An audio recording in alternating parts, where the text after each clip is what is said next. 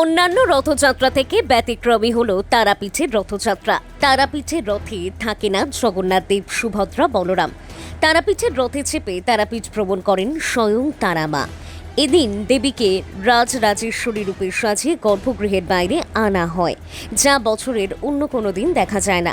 রথে ওঠানোর আগে মাকে বেনারসি শাড়ি পরিয়ে বিশেষ আরতি করা হয়। পাশাপাশি রথ পরিক্রমার সময় মাকে দেওয়া হয় বিশেষ ভোগ হিসাবে দেওয়া হয় জিলিপি। তারাপীঠের রথযাত্রা ঠিক কখন শুরু হয়েছিল তার সুনির্দিষ্টভাবে কোনো তথ্য নেই, তবে জানা যায় আনুমানিক 1780 সালে নাটোরের রানী ভবানীর দত্তক পুত্র রাজা রামকৃষ্ণের সময়ে এই রথযাত্রার প্রচলন শুরু হয়। প্রাচীন রীতি মেনে সুসজ্জিত পিতলের রথে চাপিয়ে ঘোরানো হয় মাকে। জয় মা তারা। বলছি মা তারাকে মা তারা রূপেই পুজো হয় আজকে। আর মা তারাকে রথে চাপানো হয় মায়ের যে মূল প্রবেশ দ্বার, মন্দিরের যে মূল প্রবেশ দ্বার, সেই দ্বারের সামনেই মাকে রথে চাপানো হয়। সেখান দিয়ে তারাপীঠ পরিক্রমা করানো হয় এবং মায়ের মন্দিরের যে পিছনের গেট বা পিছনের দরজা, সেই দরজা দিয়ে মাকে আবার মন্দিরে নিয়ে যাওয়া হয়।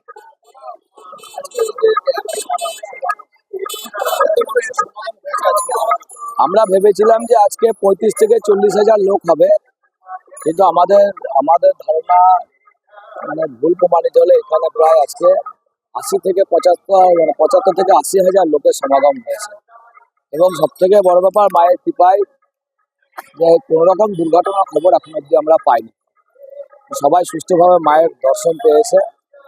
মায়ের যে প্রসাদ বিতরণের ব্যবস্থা ছিল, আমরা তো অতটা পারিনি বুঝতে লোক, আজকে অনেকে প্রসাদ হয়তো পাইনি। আমরা 35-40,000 লোক যাতে প্রসাদ পায় সেই ব্যবস্থা করেছিলাম। লোক সমাগম বেশি হওয়াতে কিছু কিছু ভক্ত শিষ্য হয়তো প্রসাদ ভাগ করে নিয়েছে।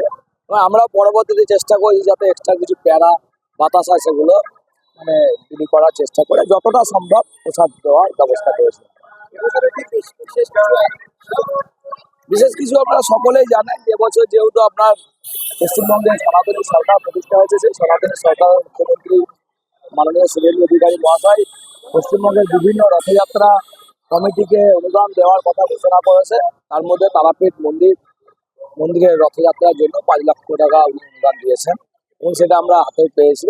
সেই টাকাতে আপনারা মন্দিরের যে রথ, সেই রথযাত্রাকে আকর্ষণ করে তুলতে বিভিন্ন রকম ব্যবস্থা আমরা করেছি। আগেও আমরা মিডিয়ার মাধ্যমে মানুষকে জানিয়েছি যে বিভিন্ন রকম বাজনা গানের ব্যবস্থা, প্রসাদ বিতরণ, আপনার জল ছেটানো, সুগন্ধি স্প্রে ছেটানো থেকে আরম্ভ করে মেডিকেল ক্যাম্প। এখানে আবার বন দপ্তর থেকে আমাদের গাছ বিলির ব্যবস্থা ছিল, সেই গাছ বিলি হয়েছে, বিভিন্ন রকম ক্যাম্প হয়েছে, অ্যাম্বুলেন্সের ব্যবস্থা ছিল, প্রচুর আয়োজন এবং ওই জন্যই মানুষের অত ভিড়, সবাই খুশি।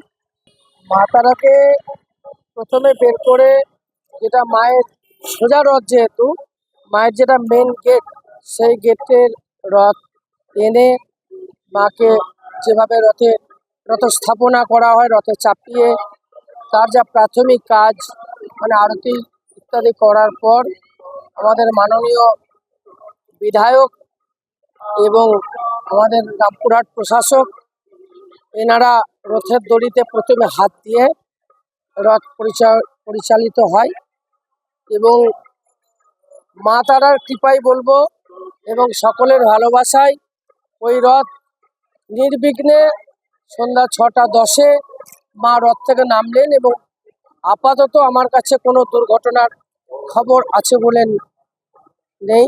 পুলিশ প্রশাসন থেকে শুরু করে সকলেই এই রথকে সুন্দরভাবে পরিচালন করার জন্য সমস্ত রকম ব্যবস্থা মন্দির কমিটি যেমন করেছে, প্রশাসনের তরফ থেকে সেই ব্যবস্থা করা হয়েছে। এবারে রথটা যেহেতু একটু অন্য ধরনের, যেহেতু মাননীয় মুখ্যমন্ত্রী রথকে একটা আলাদা মাত্রা দিয়েছেন, সেই জন্য এবারের ভিড় আর 5টা বছরের থেকে 3 গুণ বেশি বলা যায় এবং মানুষের উৎসাহ উদ্দীপনাও চোখে পড়ার মতন ছিল। বীরভূম থেকে প্রসেনজিৎ সরকারের রিপোর্ট, নিউজ বঙ্গলেখনী।